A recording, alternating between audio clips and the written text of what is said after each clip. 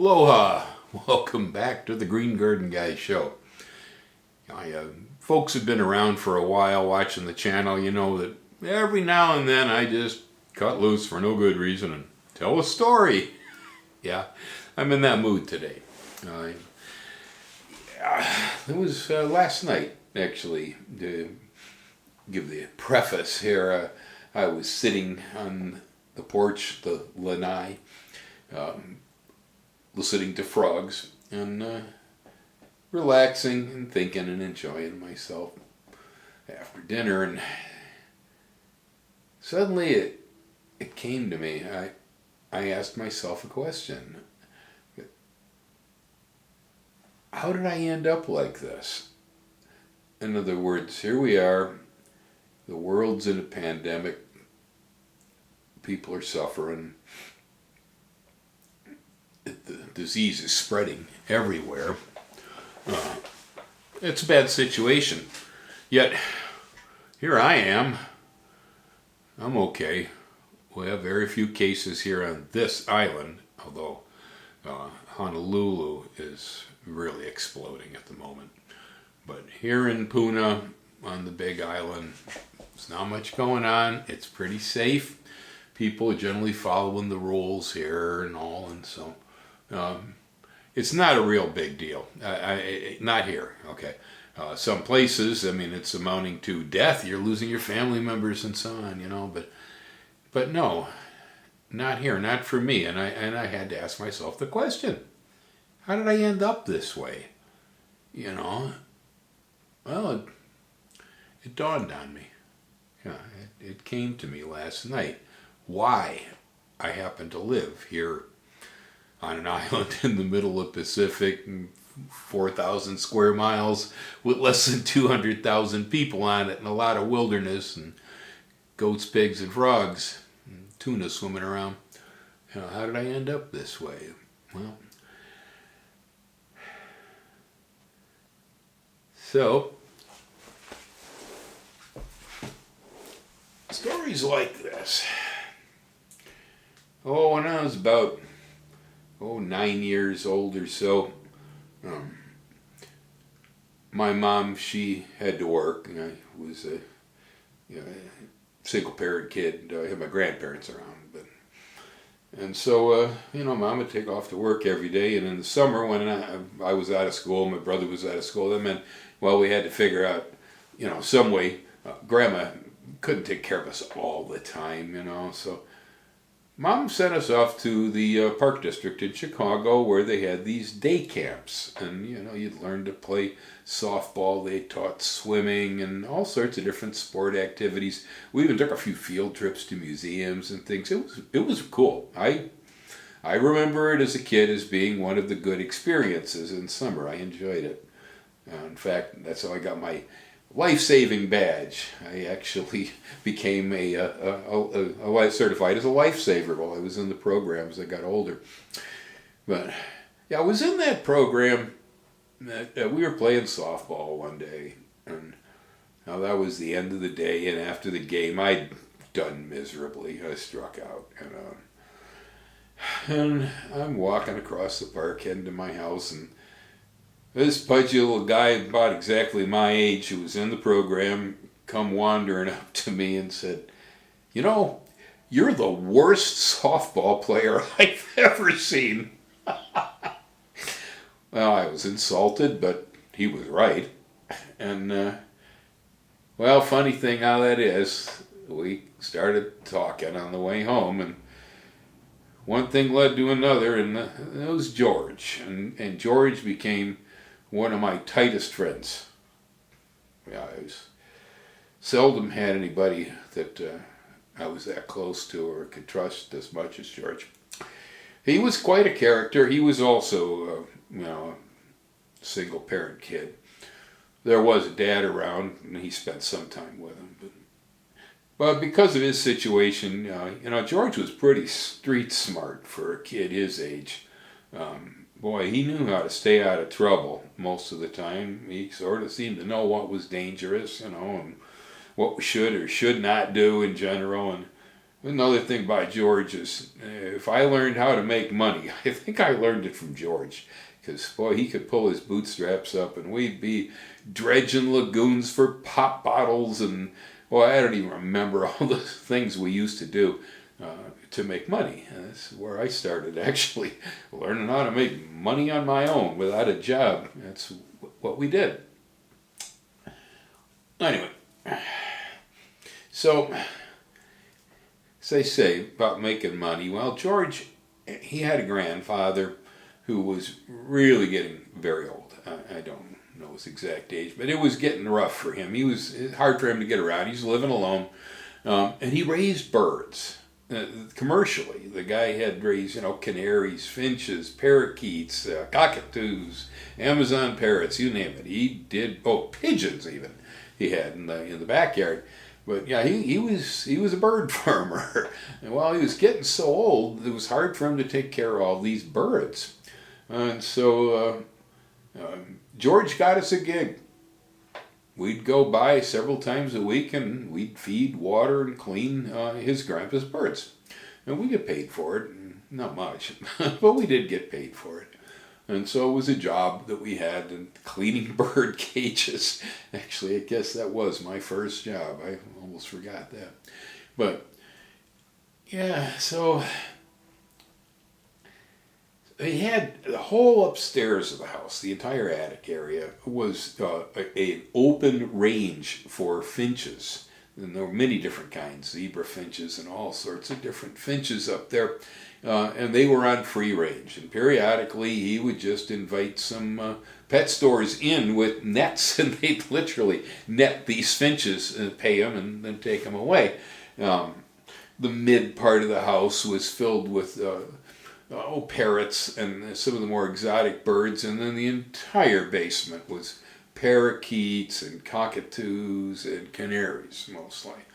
And so here we are, and we're in this house with all these birds, and we're taking care of them all the time. Well, occasionally we'd actually make deliveries for his grandfather of birds to local pet stores. And so we got familiar with some of the local pet stores, so we'd drop the birds off, and then we'd hang around, and, we'd look at the turtles, and we'd look at the fish, and the lizards, and all this stuff, and I did have a fish tank. My mom had got me a tropical fish tank, and I raised a few fish. So I did have a few pets. I believe I also had a African frog and a newt that I raised. So George didn't have any pets. And so, we'd look at them tanks of stuff and look at all the little animals staring at us out of the cages, and we were attracted to it. We really wanted to raise some of these things. Well, I already had pets at home, and George couldn't have any pets at home. Well, we realized, wow, we got your grandpa's house, man. Whoa, we can start a farm there, and we did. Problem is, George and I we wanted to raise alligators. I wanted a pet alligator, but well, it's kind of out of my price range as a kid. When it boiled down to it, and we counted our times from getting pop bottles, we realized that about the only thing we could really afford was white mice. Well, they were cute, white fuzzy guys, little pink noses, and we say, oh, okay, cool, yeah, we'll get ourselves some white mice. I don't remember in those days whether these were a dime a piece, a quarter a piece, whatever they were. They were really cheap. We could afford them, and so we brought mice home, and we set up a mouse cage there, and we found a cage that used to be from like parrots, big cage, and we put a couple of pair of mice in there and started to build some little houses and enclosures and things for them. Well, the mice started breeding. Pretty soon we had baby mice. Then we had more baby mice. And I had one litter after another. Well, next thing you know, we had quite a few mice, and they were all in perfect shape, looked good, healthy, and said, wow, this is great. We can sell mice. We can make money off of these mice. Look at they're multiplying, So yeah, that was cool. So we've decided that we could go ahead, and we tried selling them to the neighborhood kids. Logical. We liked them. They were cute. We might have found a little girl that I went to school with, and And we talked her into, buying a mouse. And so she bought a mouse, took it home. Well, it was back the next day with that mouse. Mom took one look at the fact that she had a mouse. There ain't going to be no mice in my house. You take that mouse back where you got that mouse. So we had to refund her money. That was the only mouse we ever sold. And so the mice kept multiplying. And so we had more and more and more mice. We started constructing mouse condos, apartment buildings. We had mouse freeways for them to run on. We built this whole mouse city inside the mouse cage. And one day we got off school, went over to Grandpa's place to take care of things, but first we run in and check on mouse cage, and it was not pretty. There'd been murder. There'd been having some problems, it seemed, with disease earlier on. For no reason whatsoever, we were having mortality. Mice would just drop dead on us. So, we kept that cleaned up. But then there was a litter of mice, and the bulls, they killed them all. And then the bulls started fighting. And next thing you know, what we ended up with was an overpopulated mouse cage, communicating mouse diseases of all sorts, abnormal levels of death, and we had homicide and infanticide. They were killing the children. The males were killing each other. It was gross. We really couldn't even hardly come down into the basement and check the mouse cage without finding some other horrible thing that had occurred during the day. Now, bear in mind, originally this had started off with little white mice with little pink noses and whiskers, and they were cute. We'd play with them and everything. That wasn't a problem for probably at least almost a whole year. Things went well. It was good. But boy, oh boy, when it turned, and what we witnessed was disease and violence. Terrible violence. And as a young man, this had a real impact on me. It was horror to see that our cute, friendly little mice were also murderers, and that our nice, healthy mice would just get sick for no reason. Well, eventually we couldn't take it anymore, and we didn't. There was nothing else we could do. We broke down the mouse cage. We got rid of the mice, and so on and so forth, and never looked back and never raised mice again.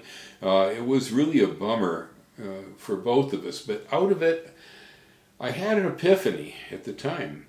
I was living in the south side of Chicago, very congested area, and what I saw in my mouse cage was the same thing I was seeing outside my window. I realized that as human beings start to pile themselves closer and closer and their populations build and build, that diseases that we didn't experience become rampant and begin to spread through the crowds. As things get more congested, people fight for resources. We end up with more wars. We end up with more homicides. We end up with all sorts of horrible antisocial behavior happening. And the more people we have on Earth, the tighter and more congested everything becomes, and the greater the level of stress. It appears that both mice and humans have the capacity at one level to be cute, beautiful, wonderful, loving. But when put under stressful conditions, they do a Dr. Jekyll and Mr. Mousy, and everything turns, and they become homicidal, they become competitive, aggressive, cruel, and they also spread diseases. Diseases start to spread. And I kind of looked backwards in time last night as I was sitting there on the porch and realized that mouse cage is the main reason that I ended up living like I do. was Epiphany. At the time, it affected my childhood mind that I said, the kind of clustered living that we exist under, that we consider normal in Chicago, is probably not normal and is probably not good. And human beings actually need more space. They should be spread out more, and there shouldn't be as many of them here. Or, that is, because there are so many of them, there's a switch that flips in us. Our behavior changes. So that was my epiphany last night when I realized I'm here under, currently at least, with excellent conditions. And my sons all say, oh, you don't know anything. You live in paradise, they say. That, I don't have the stress level and problems that a lot of people are experiencing currently. And I realized I ended up here because of the epiphany of understanding what happened in that mouse cage when I was a boy. That shaped my life, what I decided to do with myself. Yeah, it was a horrifying experience. So there you have it, folks. Another one of the Green Garden Guy's tall tales of the old times. I call it Mouse Cage. Aloha. Hang loose.